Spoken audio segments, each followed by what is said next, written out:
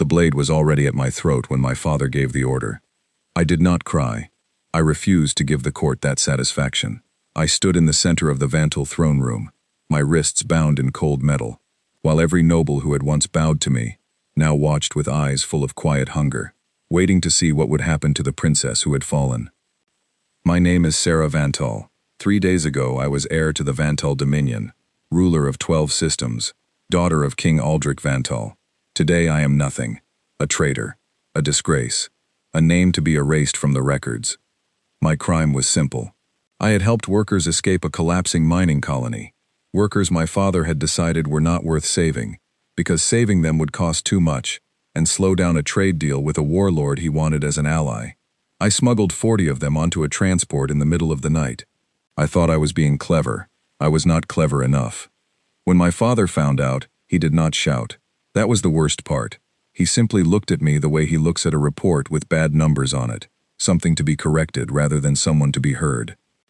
"You embarrassed me," he said, "in front of a man I need." "They were going to die," I said. 40 people, father. 40. "And now you will lose far more than 40, he said. "You will lose everything." He did not have me executed. He told the court that execution was too easy for someone who thought herself wiser than her king. Instead, he stripped my title, stripped my name from the royal line, and ordered me taken to the one place no one ever returns from voluntarily, the Veyrin Forest. Every child in the Dominion grows up hearing stories about that forest. Ships that fly over it lose all power and fall from the sky. Scouts who walk in never walk out. The elders call it cursed ground, a place where the old gods punish anyone foolish enough to enter. I always assumed it was just a story meant to frighten children into obedience. I learned the truth of it the moment the guards marched me to the tree line and shoved me forward without another word. They did not even wait to watch me walk in. They turned their backs immediately, as if looking at the forest too long might curse them as well. I heard their transport lift off behind me, the engine sound fading into the sky, until there was nothing left but wind moving through leaves I had never seen up close in my life. I stood there for a long moment, in clothes meant for a palace, not a forest, and I realized something that frightened me more than the trees themselves. I had no idea how to survive out here. I had been trained in diplomacy, in court politics, in how to wear a crown and smile at people I despised. No one had ever taught me how to find water, or build a fire, or tell which plants would feed me, and which would kill me. I had exactly 2 choices: walk forward, or sit down and wait to die where the guards left me. I walked forward. The first night was the worst night of my life. The forest came alive with sounds I could not identify. Deep groans of wind moving through ancient trunks, distant calls that might have been animals, or might have been my imagination trying to fill silence with monsters. I climbed into the low branches of a wide tree because some instinct told me the ground was more dangerous than the air, and I stayed there until dawn, shaking, listening, waiting for something to find me. Nothing did. When the light finally came through the leaves in soft gold patches, I almost laughed with relief. I had survived one night. It felt like the greatest achievement of my entire life, more meaningful than any crown I had ever worn. I climbed down on legs that did not want to hold me, and began to walk again, because staying still felt like giving up, and I refused to give my father that victory, even from a place he could never see. By midday I found a stream, narrow but clean, water moving fast over smooth stones. I drank until my stomach hurt, then drank more anyway because I did not know when I would find water again. I sat beside that stream and looked at my reflection, a girl with tangled hair and a torn court dress, a face that still belonged to a princess, but eyes that already belonged to someone else entirely. I thought about my mother in that moment, more than I had thought about her in years. She died when I was young, before my father hardened into the man who exiled his own daughter without blinking.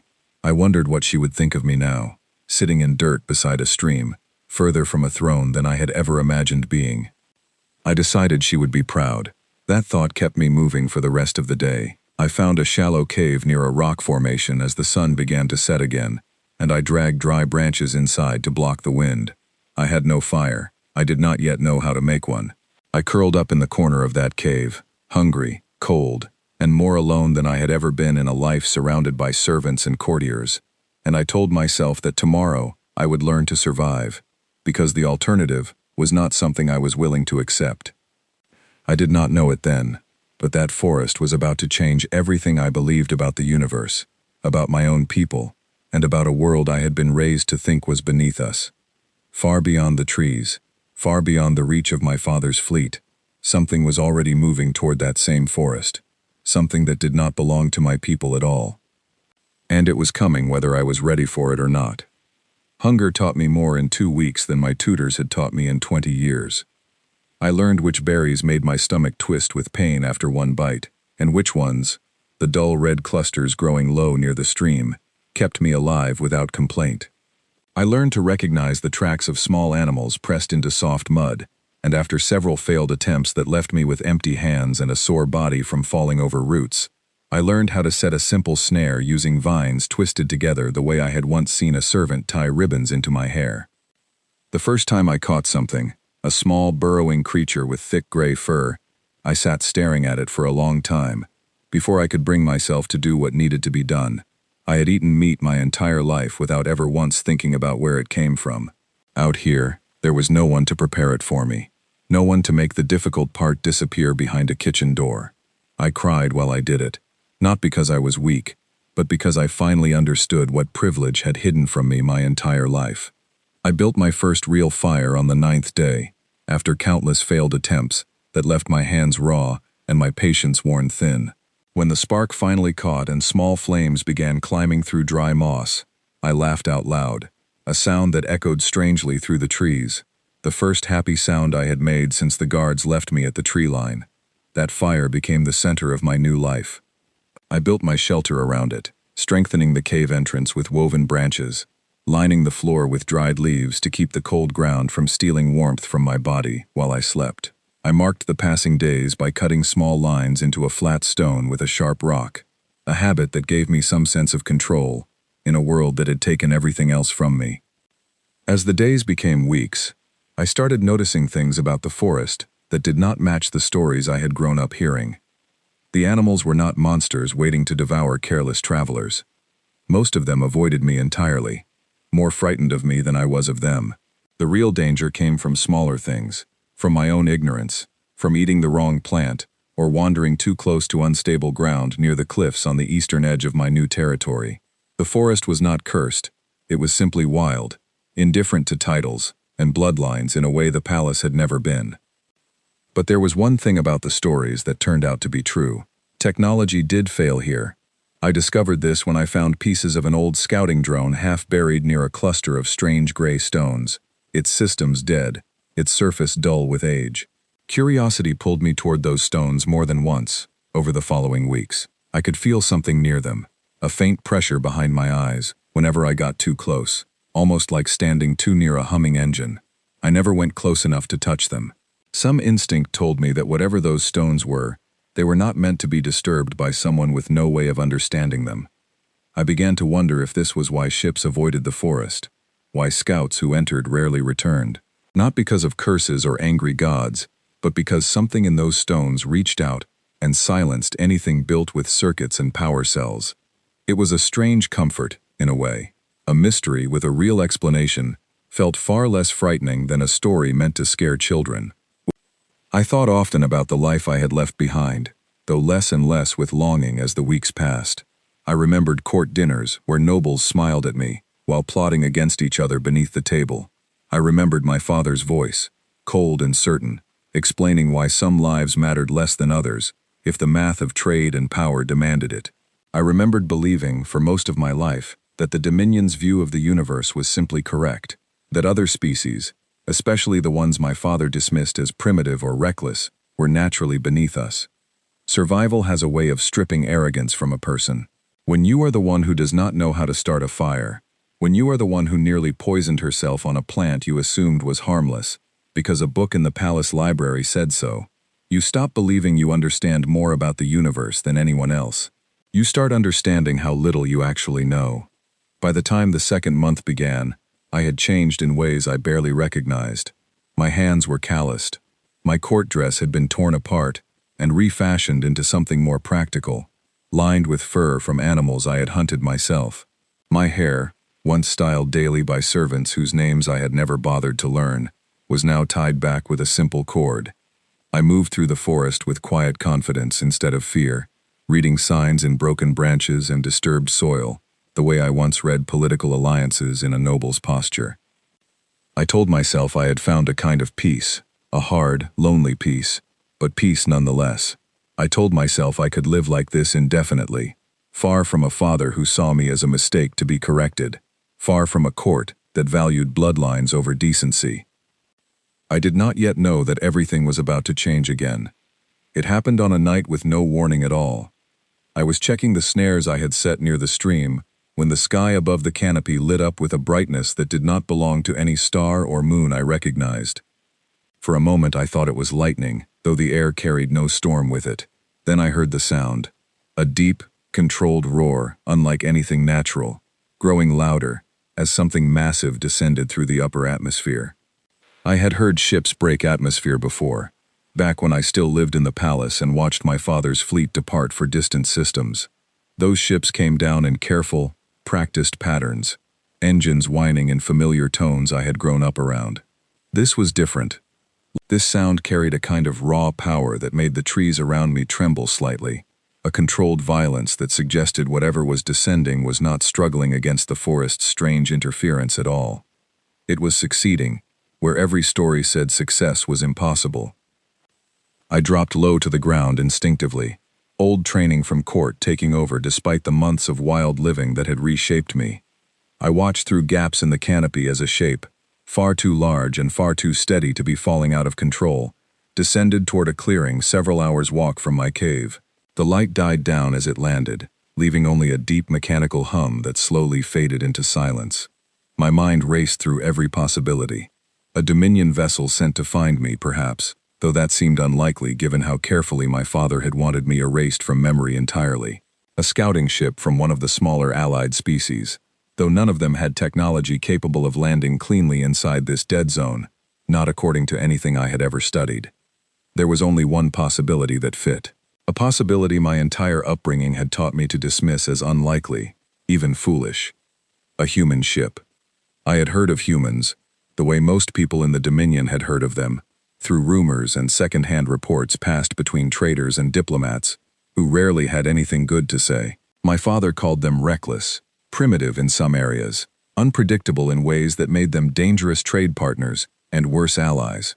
I had grown up believing humans were a young species, still finding their footing in a galaxy far older and wiser than they were. If that ship belonged to humans, then it had just done something my own people's best engineers considered impossible.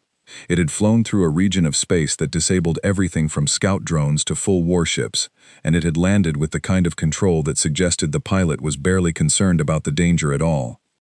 I spent the rest of that night awake in my cave, staring at the dying embers of my fire, turning the possibility over and over in my mind.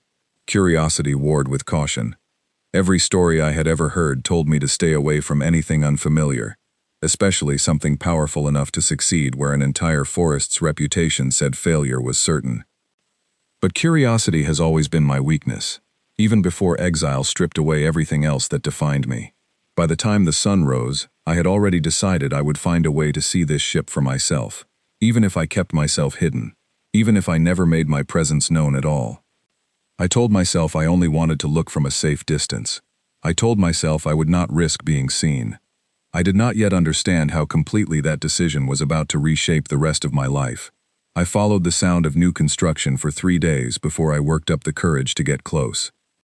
The clearing where the ship had landed was larger than I expected, as though something had cleared the trees on purpose before the vessel ever touched down, though I could not imagine how that was possible, given the speed of the descent. The ship itself sat in the center of that clearing, like something carved from dark metal and patience, far smaller than my father's largest warships, but somehow more unsettling in its quiet confidence. It did not look damaged. It did not look like it had struggled through the forest's interference at all. It looked like it belonged there, like the clearing had simply been waiting for it. I watched from the tree line on the first day, and saw nothing but the ship itself, silent and still, no movement. No sign of life.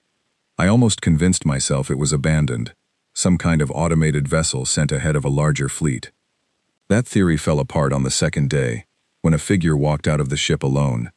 I had never seen a human before, not in person, only in old reports my father's advisors occasionally passed around with disapproving expressions. The figure that emerged was tall, but not unusually so, dressed in simple practical clothing rather than armor, carrying equipment I did not recognize rather than any weapon I could identify. He moved with an ease that surprised me, walking out into a forest that was supposed to be cursed, supposed to be lethal to anyone unprepared, as though he had done this 100 times before. He set up a small camp near the ship with quick, practiced movements, and then he did something that confused me even more than his calm confidence. He began running small devices over the ground, over nearby trees, even pointing one toward the strange gray stones I had been avoiding for weeks. He was not searching for danger. He was studying it, the way a scholar studies an old text, rather than the way a soldier studies a threat. I watched him for the rest of that day from a careful distance, hidden in thick brush where I was confident he could not see me. He spoke occasionally, though not to anyone visible, his words directed at some small device clipped to his collar, his tone calm and almost cheerful, despite being utterly alone in a forest that had swallowed entire scouting parties from my own people. By the third day, hunger and curiosity together pushed me closer than I had planned to go. I told myself I only wanted a better look at his equipment, at the strange devices that seemed to be mapping the interference field, rather than simply failing against it, the way every Dominion sensor had. I crept along the tree line, staying low, staying quiet, confident in skills I had built over months of solitary survival. I was not quiet enough. "You can come out," he said, without turning around, his voice calm rather than alarmed. "I've known you were there since yesterday afternoon." I froze completely, every instinct screaming at me to run. I had spent months avoiding detection by predators, far more dangerous than a single unarmed figure standing beside a ship. Being caught after 3 careful days of observation felt like a humiliation deeper than anything my father's court had ever managed to inflict on me. "I'm not going to hurt you," he continued, finally turning to face the brush where I was hidden, his expression open rather than threatening. "Whatever you are, whoever you are, I just want to talk." I stayed silent for a long moment, weighing my options. Running felt foolish now that he clearly already knew exactly where I was. Staying hidden felt pointless for the same reason. Slowly, with my heart pounding harder than it had during any negotiation I had ever sat through in my father's court, I stepped out from the brush into the clearing. His eyes widened slightly when he saw me, though not with the fear or hostility I had braced myself for. There was something closer to fascination in his expression, the same look I imagined had been on his face while he studied those strange gray stones.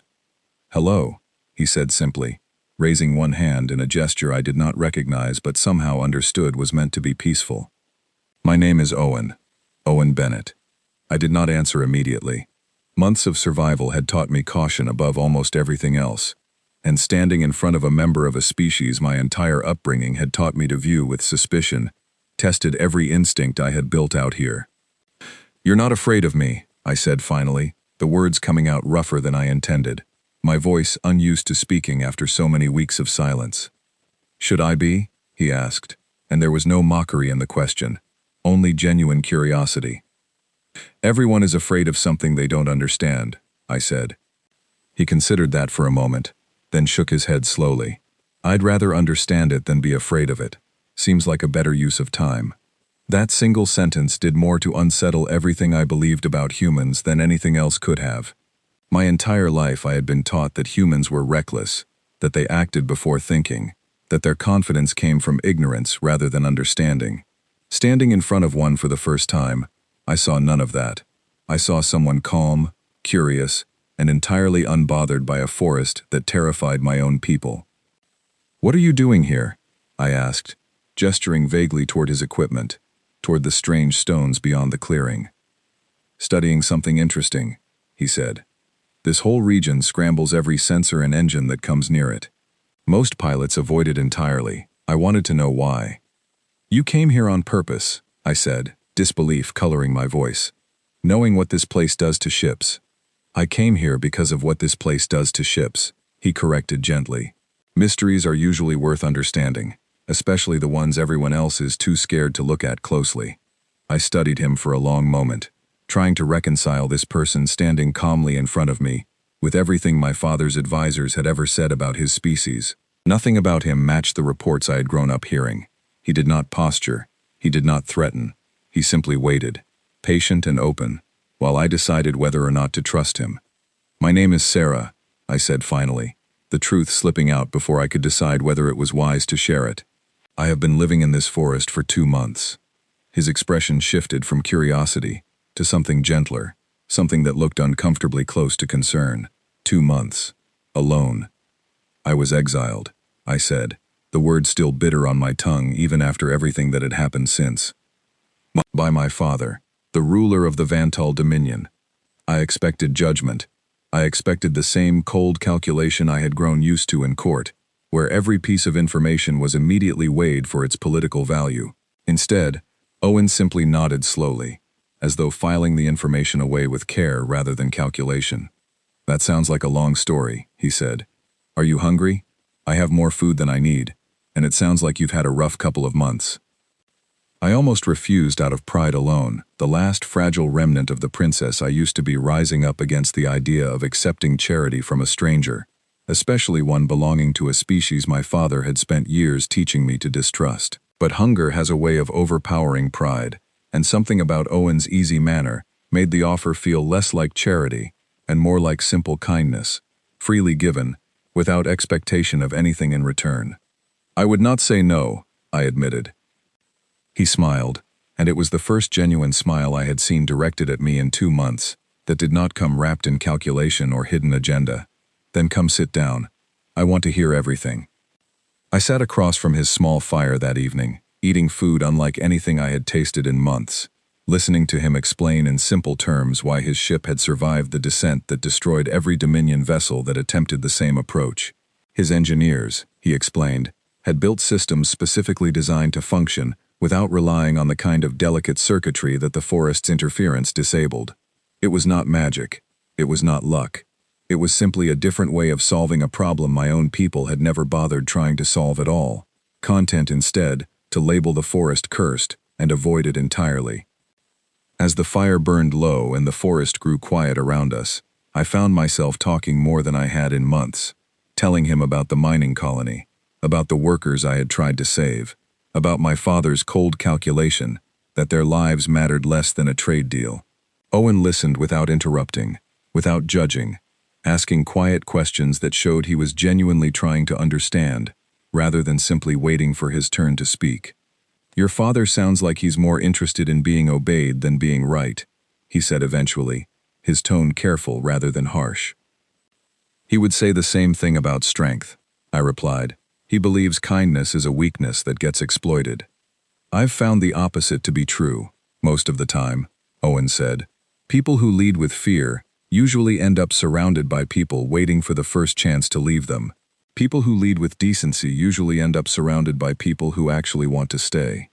I had no response to that, not because I disagreed, but because some quiet part of me had been waiting my entire life to hear someone say it out loud.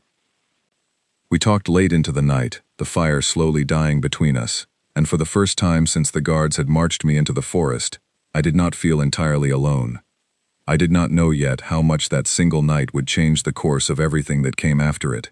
I only knew that something about this stranger from a species I had been raised to underestimate had already begun to unravel everything I thought I understood about strength, about kindness, and about what it truly meant to be worth saving. I returned to Owen's camp the next morning, telling myself it was only to learn more about the strange devices he carried, though some quieter part of me already knew it was about more than curiosity alone.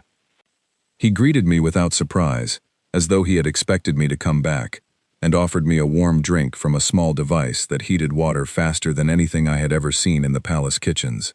I sat across from him as the morning light filtered through the canopy, and for the first time in months, I allowed myself to simply talk, without weighing every word for political consequence.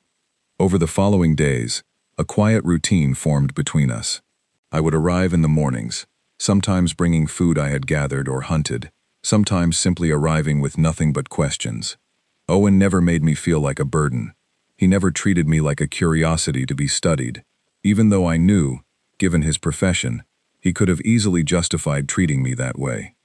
He showed me how his equipment worked, explaining each device with patience that reminded me of nothing I had experienced in the palace, where knowledge was hoarded like currency rather than shared freely. I learned that the small handheld scanner he used to map the forest's interference field worked by measuring disruptions rather than fighting against them, a philosophy that seemed to extend to everything about how humans approached problems. They did not try to overpower obstacles. They tried to understand them first. Your father's people avoid this place because their technology fails here, Owen explained one afternoon, adjusting a piece of equipment near the strange gray stones I had once been too afraid to approach. But failure isn't the same as danger. Sometimes failure just means you're using the wrong tool for the job. And you always have the right tool, I said, not quite able to keep the skepticism from my voice. Not always, he admitted, laughing softly. But I'd rather fail trying to understand something than succeed at avoiding it forever. That kind of thinking ran through everything about him, and the more time I spent in his presence, the more I realized how completely it contradicted everything I had been taught about his species. My father's advisors had always described humans as impulsive, prone to acting first and thinking later, dangerous allies precisely because their decisions seemed unpredictable. Watching Owen work, I saw none of that. I saw careful observation, patient testing, a willingness to be wrong and adjust rather than charging forward with blind confidence. One afternoon, while he was repairing a section of fencing he had built around his camp to keep curious wildlife away from his equipment, I asked him directly about the things I had always been told about his people. They say humans are reckless, I said, that you act without thinking, that you take risks no sensible species would take. Owen paused his work, considering the question seriously, rather than dismissing it. I think what looks reckless from the outside usually makes a lot more sense once you understand the reasoning behind it, he said. We do take risks other species avoid, but it's rarely because we haven't thought it through. It's usually because we've decided the risk is worth the outcome, even if the path to get there looks frightening to someone watching from a distance. Like flying into a forest that destroys every ship that enters it, I said. Exactly like that, he said, smiling. Everyone else saw a death trap and turned around. I saw an engineering problem nobody had bothered to solve. Sometimes the difference between reckless and brave is just whether you understood the danger before you walked into it. I thought about that conversation often in the days that followed, turning it over alongside everything else I had been taught growing up. My father's entire philosophy of rule rested on the idea that strength came from control, from certainty, from never showing weakness or doubt. Owen's approach to everything, from the forest's interference to my own halting questions about his species, came from a willingness to admit what he did not know and work patiently to understand it. It was a strange kind of strength, quieter than anything I had grown up around, but no less real for its quietness. As the days passed, Owen began making real progress on understanding the stones that had unsettled me for so long. He explained, in terms simple enough for me to follow despite having no technical training of my own, that the stones were not natural formations at all. They were remnants of something built long ago, technology so old and so advanced that it had been buried and forgotten by whatever civilization created it, leaving behind only the strange field of interference that scrambled modern systems unfortunate enough to come too close. This isn't a curse, he told me one evening, sitting beside the fire, with the kind of quiet excitement I had come to recognize whenever he discovered something new. It's history. Someone built this, a very long time ago, and we have no idea why, or for what purpose. My people will want it, I said quietly, the realization settling over me with sudden weight. If my father learns there is ancient technology buried in this forest, he will not rest until he controls it. Owen's expression grew more serious at that, though he did not seem afraid, only thoughtful. Has he ever tried to claim this territory before? No one has, I said, because no one believed there was anything here worth claiming. The forest was simply a place to avoid, a story to frighten children. If that changes, if word spreads that something valuable exists here, everything changes with it. I had not considered, until that moment, how dangerous our growing friendship might eventually become. My exile had placed me directly on top of a secret that could draw my father's attention back to this forest, the very place he had sent me to disappear. If he ever discovered what Owen had found here, His interest would not stop at reclaiming ancient technology. It would extend to reclaiming me as well. Not out of love or regret, but because a daughter found alive after being exiled for treason would be seen as another loose thread requiring correction. I shared this fear with Owen that night, watching his expression carefully as I explained the kind of man my father truly was. A ruler who valued control above almost everything, who saw mercy as weakness, and forgiveness as a tool to be used only when politically convenient. "If he comes here," Owen said slowly, "what happens to you?" "He told the court that execution would have been too easy for me," I said. "I do not think 2 months in a forest has softened his anger." Owen was quiet for a long moment, staring into the fire with an expression I could not fully read. When he finally spoke, his voice carried none of the casual warmth I had grown used to over the previous days. It carried something steadier, something that reminded me, briefly, of the quiet confidence with which his ship had broken through atmosphere that no other vessel could survive. "Then, we should probably be ready for that possibility," he said. "Because if he does come looking, I don't intend to let him take you back to a life you nearly died trying to escape." I did not know how to respond to that. No one in my entire life, not my mother before she passed, not any servant or advisor in the palace, had ever spoken about my safety with that kind of calm, unwavering certainty. It was not a promise made to impress me or secure some political advantage. It was simply a statement of fact, the way someone might describe a plan already forming in their mind.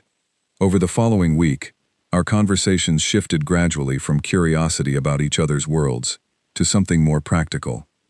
Owen began explaining, in careful detail, what his ship was capable of, not to boast, but because he wanted me to understand exactly what kind of protection existed between us and whatever my father might eventually send into this forest. I learned that the vessel I had watched land with such impossible control was not simply built to survive the forest's interference. It was built to survive considerably worse, designed by people who had apparently learned, long before reaching this part of the galaxy, that strength without caution accomplishes nothing, but caution without strength accomplishes even less. I also began to understand, more clearly than ever before, how deeply my own upbringing had shaped my view of the universe, in ways that did not match reality. I had grown up believing the Dominion's hierarchy was simply the natural order of things, that some lives were worth more than others, based on bloodline and birthright. Watching Owen treat me, an exiled stranger with nothing left to offer him politically or materially, with the same patient respect he might have shown a visiting dignitary, forced me to question everything I had once accepted without thought. "Why do you care what happens to me?" I asked him one night, the question slipping out before I had fully considered it. "I am nothing now. No title, no resources, nothing my father's people would consider valuable." Owen looked at me with an expression that held no confusion at all, as though the answer were obvious. "You're a person who was punished for trying to save other people's lives," he said. "That's not nothing, Sarah. That's about as far from nothing as a person can get." I did not have a response for that. I simply sat beside the fire, letting his words settle into the quiet places inside me that 2 months of solitude had carved open, places that had been waiting, without my fully realizing it, for someone to fill them with something other than fear. It was during that same week that the forest's silence finally broke, far sooner than either of us expected. Owen's equipment detected it first, a distant signature moving through the upper atmosphere with the unmistakable signs of military hardware, far larger and far more numerous than the single vessel that had carried me into exile months earlier. I watched his expression shift from calm focus to sharp alertness as he studied the readings, and I felt my own heart drop with sudden, certain dread. "They found us," I said quietly. Owen did not panic. He simply nodded once, his expression settling into the same calm determination I had seen the day he first walked off his ship into a forest everyone else believed was lethal. "Then I suppose," he said, "your father is about to learn exactly why the rest of the galaxy has started calling my people something other than primitive."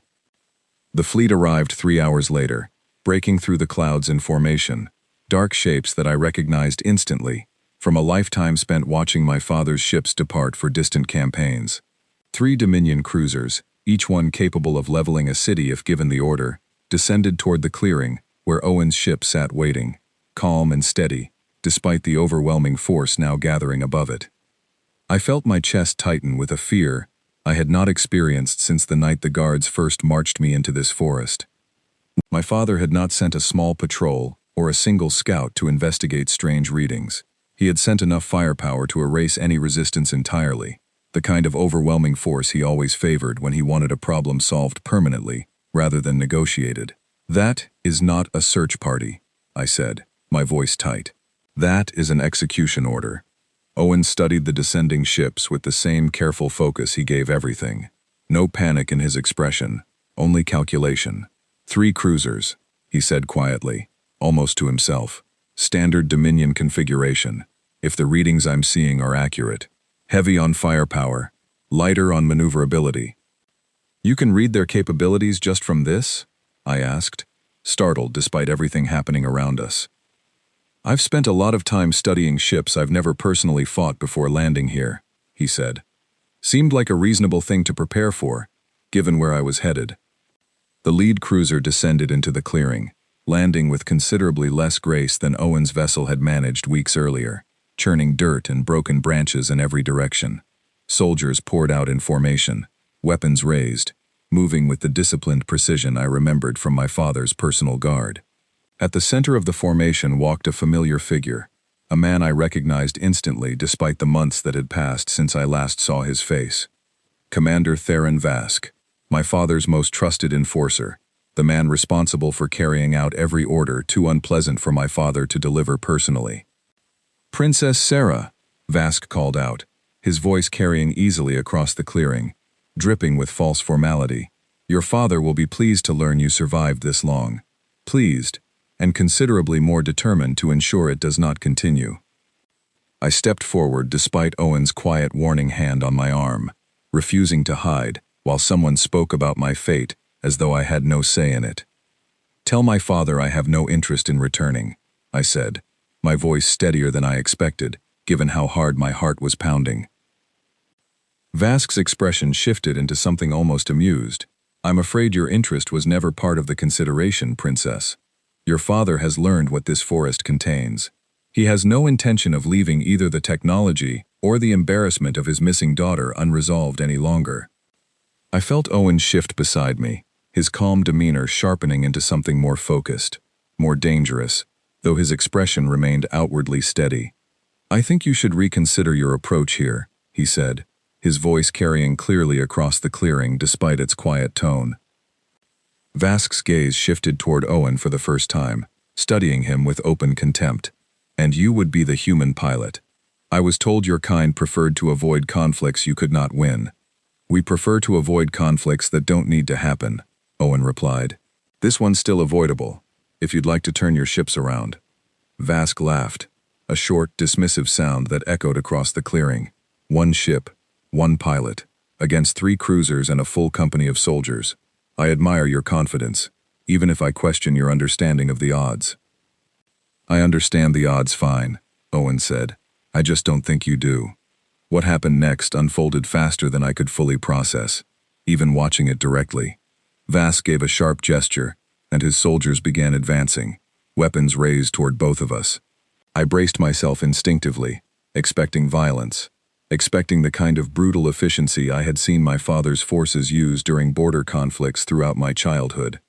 Owen moved first, not toward us, but toward a small device clipped to his belt, activating something that sent a quiet pulse through the clearing. Every weapon raised by the advancing soldiers flickered and died simultaneously, their charging lights going dark mid-motion. Confused shouts rippled through the formation as soldiers stared down at equipment that had worked perfectly seconds earlier. "The same interference that grounds your ships," Owen explained calmly, raising his voice just enough to carry across the suddenly chaotic clearing, "works considerably better when someone actually bothers to understand how to direct it, instead of just avoiding it. My equipment was built specifically to function inside fields like this one. Yours wasn't." Vask's confident expression cracked for the first time, his gaze sweeping across his soldiers' suddenly useless weapons with growing alarm. "Standard protocol," he barked at his formation. "Close engagement." The soldiers hesitated, training conflicting with the sudden uncertainty of facing an opponent who had just disabled their entire arsenal without visible effort. In that moment of hesitation, Owen's ship behind us came alive, panels along its hull shifting open with smooth, practiced precision, revealing systems that had clearly been waiting, ready, since the moment those cruisers first appeared on his scanners. "Last chance," Owen called out toward Vask, his tone still calm, still measured, carrying none of the satisfaction I might have expected, given how thoroughly he had just turned the situation around. "Take your ships and leave. Nobody else needs to get hurt today." Vask's hand moved toward a personal weapon at his side, one of the few pieces of equipment still functioning given its simpler mechanical design. I saw the intention in his eyes a moment before he moved, and I felt my own body react before my mind had fully processed what was happening, stepping forward instinctively to put myself between Owen and the threat. I never reached him. A precise, controlled response from Owen's ship intercepted the weapon before Vask could complete the motion. A focused pulse that struck the device from his hand without harming him directly, leaving him staring down at his empty palm with stunned disbelief. "I said nobody needs to get hurt," Owen repeated, his voice carrying a steel I had not heard from him before, though it remained calm rather than cruel. "I meant it, but that offer doesn't stay open forever." The remaining two cruisers, still hovering above the clearing, began adjusting their positions, clearly preparing to add their own firepower to a confrontation that was rapidly slipping away from Vask's control. Owen's ship responded instantly, its systems tracking each movement with a precision that made my father's vaunted military technology look clumsy by comparison. What followed was less a battle than a demonstration, brief and overwhelming. Owen's ship moved with a speed and control that defied everything I had been taught about human technology, disabling systems across all three cruisers within minutes, never destroying anything outright, never taking a single life, but making it absolutely clear that further resistance would accomplish nothing beyond unnecessary loss. I watched Vask's expression shift from confident contempt to dawning horror as he realized the full scope of what he was witnessing: an entire elite strike force, equipped with the best technology my father's empire possessed, rendered completely helpless by a single human pilot who had walked into this forest weeks earlier without a hint of the fear that had kept Dominion ships away for generations. "This is not possible," Vask said quietly, more to himself than to either of us. "It is, though," Owen said, his tone almost gentle now that the immediate danger had passed. "That's usually how it goes when someone takes the time to actually understand a problem, instead of just being afraid of it." Vask stared at the disabled cruisers above him, at his soldiers standing helpless with useless weapons in their hands, and finally back toward me, his expression shifting into something I had never seen directed at me before. Not contempt, not dismissal, something closer to genuine uncertainty about what to do next. "Your father will not accept this outcome," he said finally. "My father," I said, stepping forward with a steadiness that surprised even me, stopped having any say in what I accept the moment he sent guards to drag me into this forest. "Tell him his daughter is alive. Tell him she chose to stay exactly where she is, and tell him that if he sends another fleet here, he should expect considerably less patience the second time." Vask studied me for a long moment, something shifting behind his eyes that I could not fully interpret, before finally giving a sharp, reluctant nod. He gathered his stunned soldiers and retreated toward his disabled cruiser, the silence following him heavier than any words could have been. It took hours for the Dominion ships to limp back into the sky, their systems slowly restored once they moved beyond the range of Owen's pulse, retreating into the upper atmosphere, and finally out of sight entirely. I stood beside Owen in the clearing long after they disappeared, watching the empty sky where my father's fleet had so confidently descended only hours earlier. "They will tell stories about this," I said quietly, "about a single human ship that defeated an entire strike force without killing anyone." "Good," Owen said, his tone thoughtful rather than triumphant. "Maybe next time, someone thinks twice before sending soldiers after a person who never did anything except try to save innocent lives." I turned to look at him fully, this stranger who had arrived in a forest everyone believed was cursed, who had treated me with more genuine respect in a few short weeks than my own father had shown me across an entire lifetime, who had just demonstrated, beyond any possible doubt, exactly how wrong the Dominion's view of his species truly was.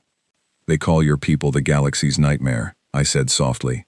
I have heard that phrase whispered in my father's court more than once, always with fear attached to it. Owen considered that for a moment, watching the empty sky where the cruisers had vanished. "Maybe," he said finally, "but only for people who think cruelty is the same thing as strength. We tend to get a little protective of anyone who got punished for trying to do the right thing." I thought about the mining colony workers I had risked everything to save, about the cold calculation in my father's eyes as he stripped away my title and my name, about 2 months spent learning to survive alone in a forest that had ultimately led me to this moment, standing beside someone who had just proven, beyond any doubt, that strength and decency were never meant to be opposites at all. "I am not a princess anymore," I said, the words carrying none of the grief they once would have. "I have no title left to offer you, no alliance, nothing my father's empire would consider valuable." Owen looked at me with the same steady warmth he had shown from our very first conversation, nothing in his expression suggesting he had ever once needed those things to begin with. "Good," he said simply. "I was never interested in any of that anyway." I looked out at the forest that had once felt like a punishment, the same trees that had taught me how to survive, how to question everything I had been raised to believe, how to recognize genuine kindness when it finally found me. For the first time since the guards had marched me away from everything I once knew, I did not feel like someone hiding from her past. I felt like someone who had finally found exactly where she belonged. My father had sent me into that forest hoping I would disappear entirely, hoping the stories of curses and danger would erase me as thoroughly as he had erased my name from the royal records. Instead, that forest had given me something far more valuable than any throne ever could have. It had given me the truth about who I really was, and it had brought me face to face with a stranger from a species my own people had spent generations underestimating. The humans did not come to conquer us. They came because someone had been treated with cruelty, and to them, that was reason enough to stand and fight for her. And as I stood there in the quiet aftermath, beside Owen, beneath a sky finally empty of my father's fleet, I understood completely why the rest of the galaxy had learned to fear what happened when humanity decided someone was worth protecting.